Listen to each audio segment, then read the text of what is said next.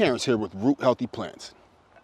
I've gotten a couple frosts already this season, and I'm ready to put most of my garden to sleep. Join me as I walk through to see if there's any surviving vegetables after I've gotten a few frosts. So I'm going to start in this section. My magnolias are dying off. I see all this basil has pretty much died back. I still have some tarragon that's alive and doing well, so I can still use these herbs. But we have a squash right here that didn't really make it. This one is still very young, immature, and I see the cold has really gotten to it. But I'll still put it in my bowl. I'm just looking under some of these leaves because there may be some squash hidden under here. If I see any squash vines, I'll just follow the vine. Nope, no squash. I have a cayenne pepper right here. We will take that. There's some red Russian kale right here. I'll take these leaves right here. The kale is going to continue to live. It's going to be stunted by the cold, but once early spring comes, this thing is going to sprout right up and continue to grow.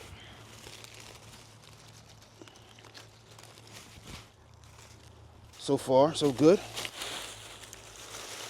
No squash on this vine. We do have some more cayenne peppers. I have one that's fully ripe and I have one that's starting to turn, and I believe that it will continue to turn on the counter, but it's still edible like this, and I still will make hot sauce with it.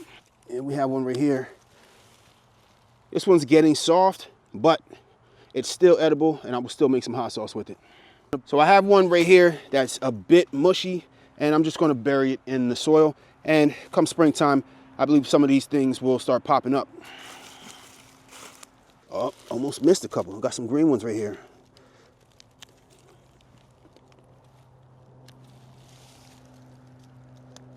Oh, we got another green one right here.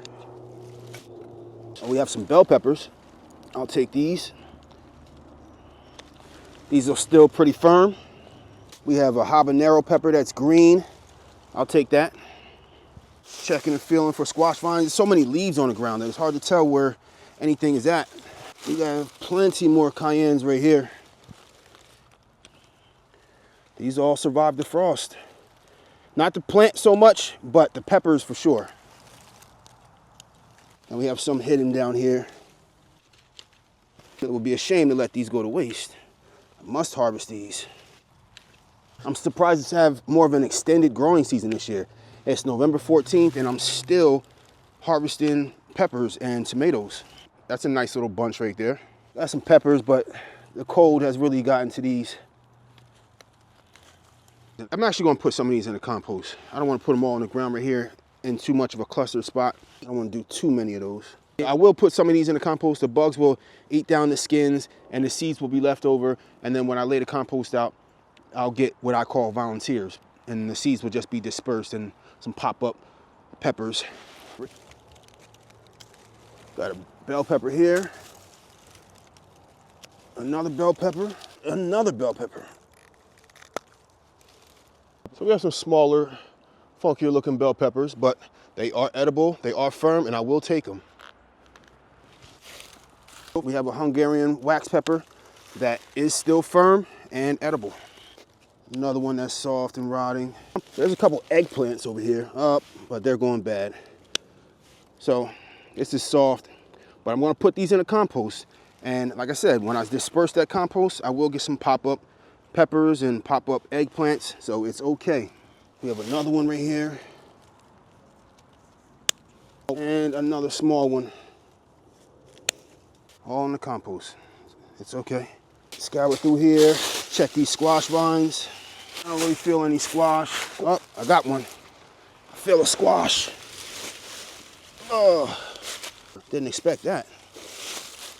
Looks like something was eating at it, but it looks like it's healed over. And if you can see, there's something was eating at it, but it has healed over. So I will still salvage this squash right here, butternut squash. Nice. Starting to run out of space in this bowl. I didn't expect to get this much. Got a little mini jalapeno, it looks like. We got a couple jalapenos over here. 2 jalapenos. Another little small one.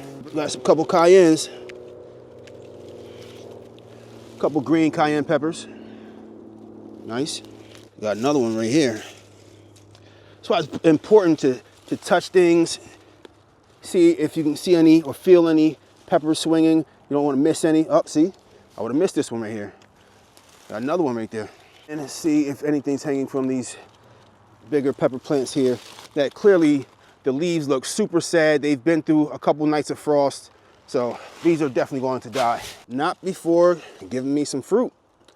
So we have pepper here.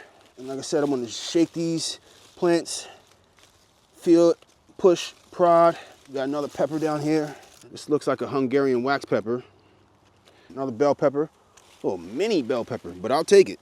This reminds me of the type of bell peppers that I would get on a regular in the spring, summer, or fall when I had crappy soil. Before I started implementing so much compost and growing into the ground, I would get peppers like this sometimes. Another cayenne. Almost missed that one. Oh, there's another one. Oh, more. Look at that, hiding from me. These leaves, boy. A couple more. And there's another pepper. This looks like the last pepper, and I think I'm going to put this one in the compost. Look at this odd pepper right here. This little guy. Sheesh. He's an odd one, but this one might go in the compost. But it's still firm, so I might eat it. This just caught my eye over here. Still have watermelon out here. Now the vines are dead, but this one's rotting on this side. It's soft. This one's still firm. I have opened up some young watermelon this size, and there were still some edible parts in it, and I just gave a few pieces to my kids. I have a small bowl full of some peppers, watermelon, squash, and red Russian kale. Now I'm going to head to the front yard food forest to see what I can salvage out front. I am now in the front yard food forest, and let's see what's here to salvage. I got one ripe strawberry. My daughter's gonna love that. Those are her favorite.